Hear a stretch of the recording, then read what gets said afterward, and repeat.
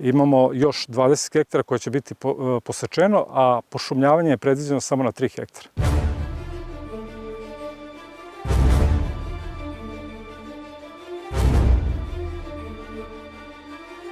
Ugledam tu neku mašinu, mislim, posle sam čula da se zove harvester, koja tako uzme drvo i onda ga iseče, onda ga brzo okrene, onda ovako skida onako sa njega granje i baca.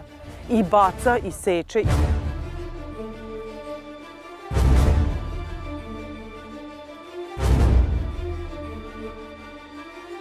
Nigde nisam dobio neki adekvatan odgovor. Odgovor je jedino Vojvodina šume su odgovorili da na svako pojedinačno pitanje što sam postavio, da oni rade sve u skladu sa predviđenim planovima seče. Zašto je to tako radila? Pojme nemam. Pojme, možda nije znala da to treba i za druge godine, za mlađe. Kad vaš sin ili ćerku ili unuk naraste, nema šume više.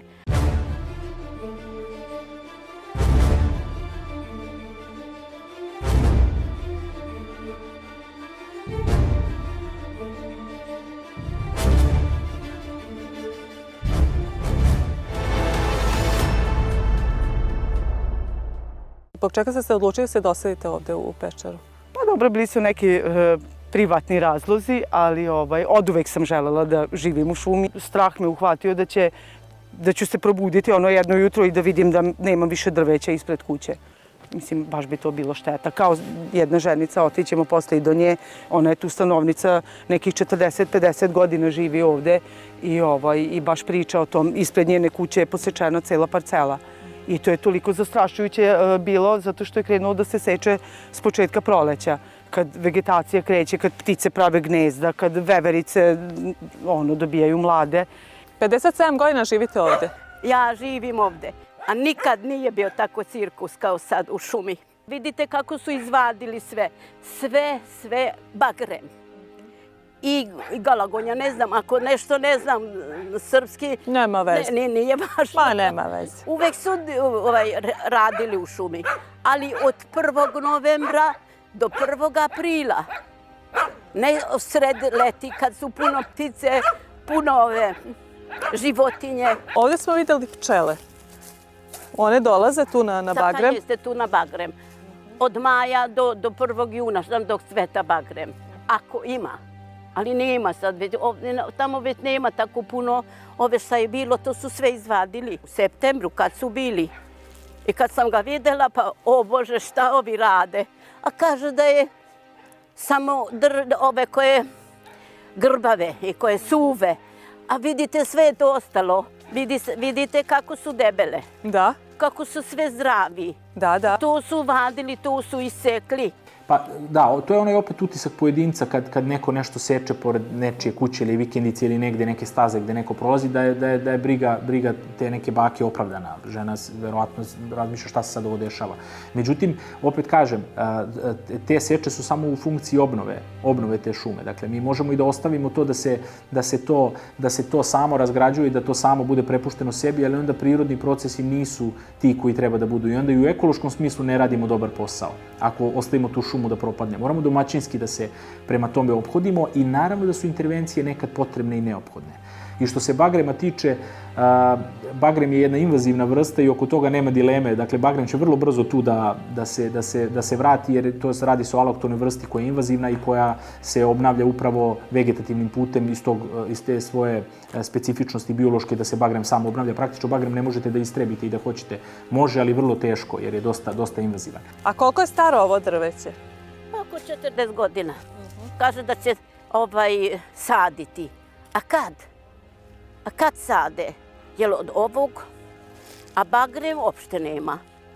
Sad bagrem neće. I oni su bili tanje, vidite da su tanje. To su 40 godina.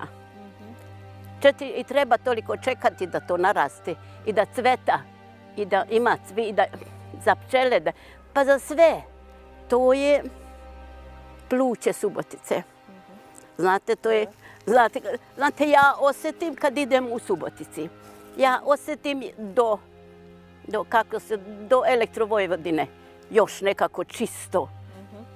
A meni ne da mi je žao, jer treba biti koje grbavo, ako je suvo, trebalo bi to šumar da dođe i leti da beleži i onda zimi da vade.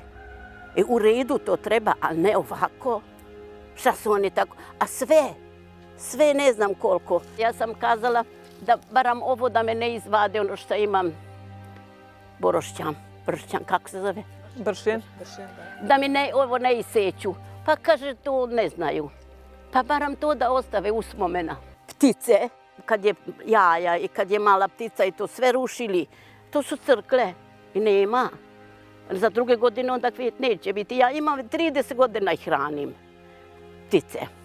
One ostane tu u zimi. Sad baš sam gledala na terasi, gledaju dam orase ili suncokret, pa vidim da je traže. Pa kažem, nemojte, još ima bube. Razgovarate se? Jeste. Tako su zlatni.